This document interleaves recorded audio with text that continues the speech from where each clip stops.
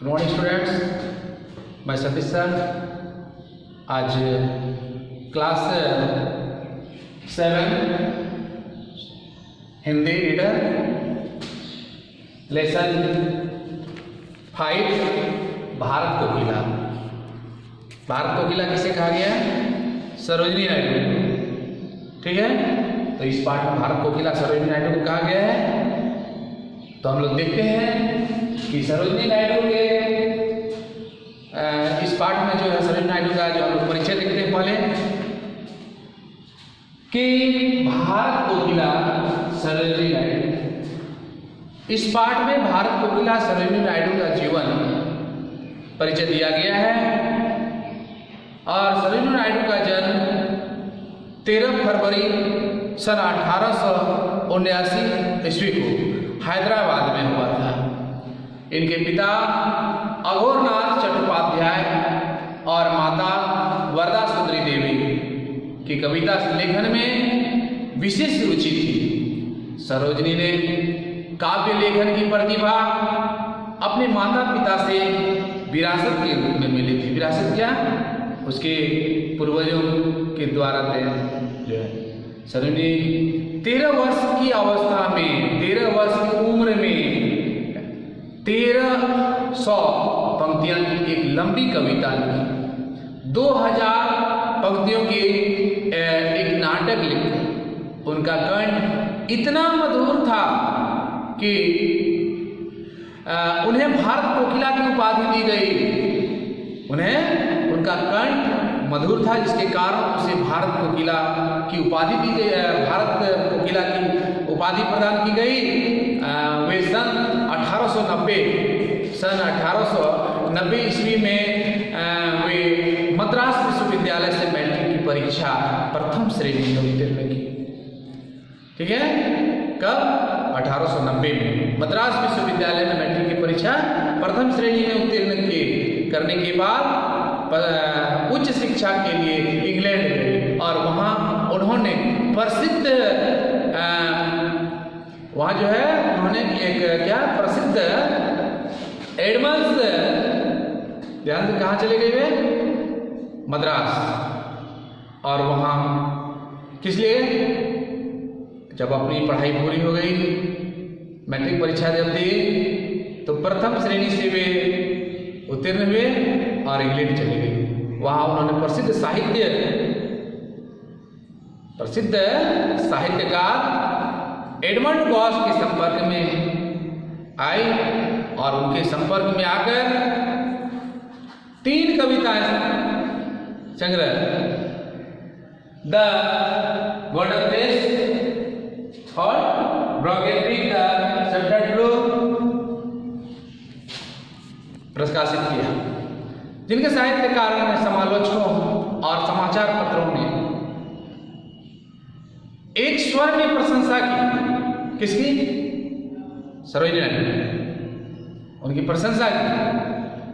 भारत लौटने के बाद, भारत जब आई, लौट करके उनका विवाह हैदराबाद के निवासी डॉक्टर गोविंदराजुल नायडू के साथ हुआ। उनका विवाह डॉक्टर गोविंदराजुल नायडू के साथ हुआ।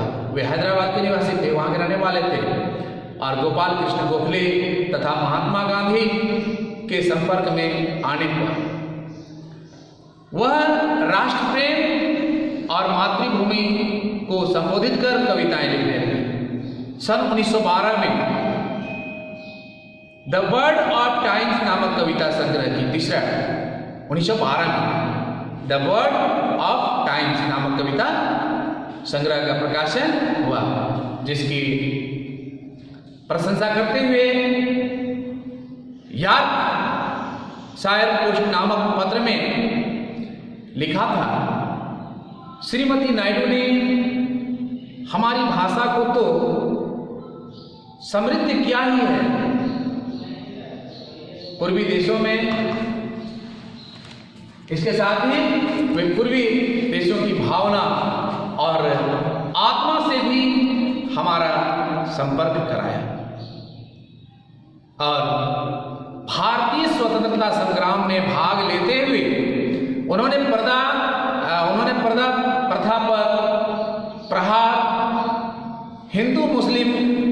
एकता पर बल और स्वदेशी की भावना का प्रचार करते हुए सन 1919 ईस्वी में प्रथम सत्याग्रह संग्राम में बढ़ चढ़कर भाग लिया। ठीक है। सन 1922 ईस्वी में महात्मा गांधी को 6 वर्ष की सजा होने पर वे खद्दड़ वस्त्र धारण करके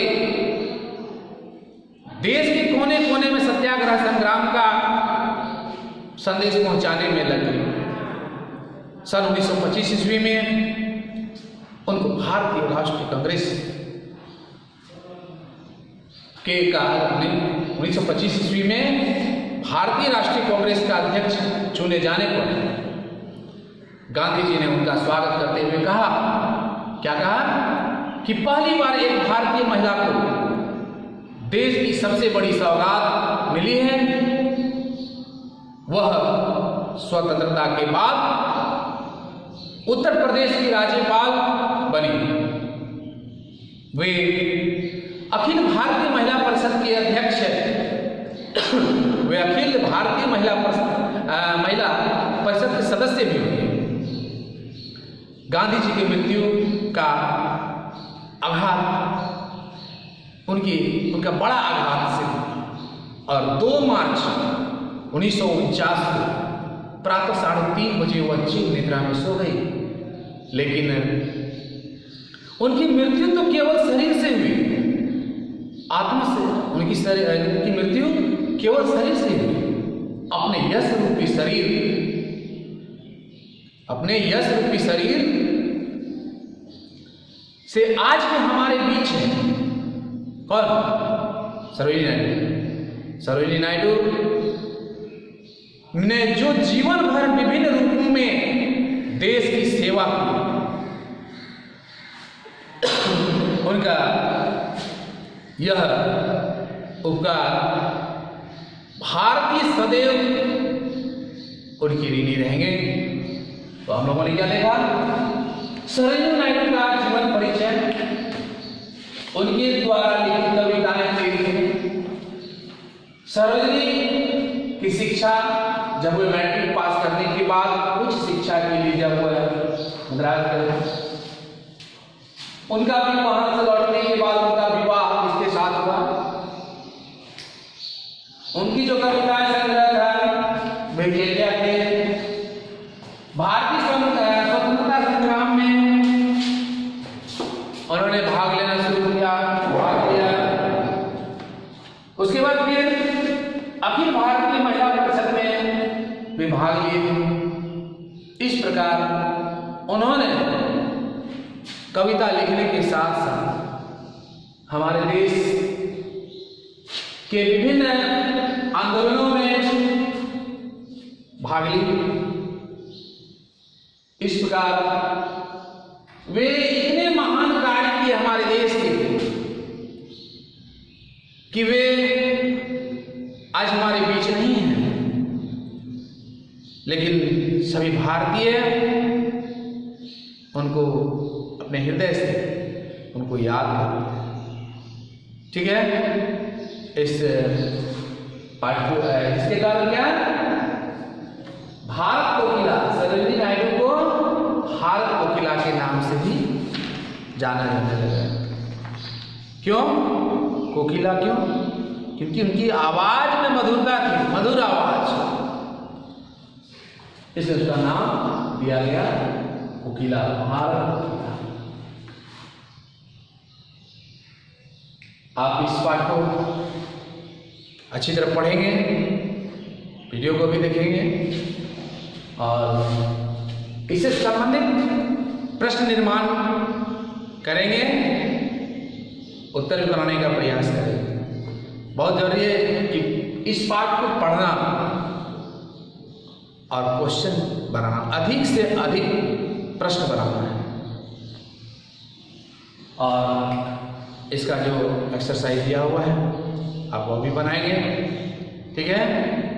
आगे का वीडियो हम लोग देखेंगे नेक्स्ट वीडियो में, आगे का पार्ट। धन्यवाद।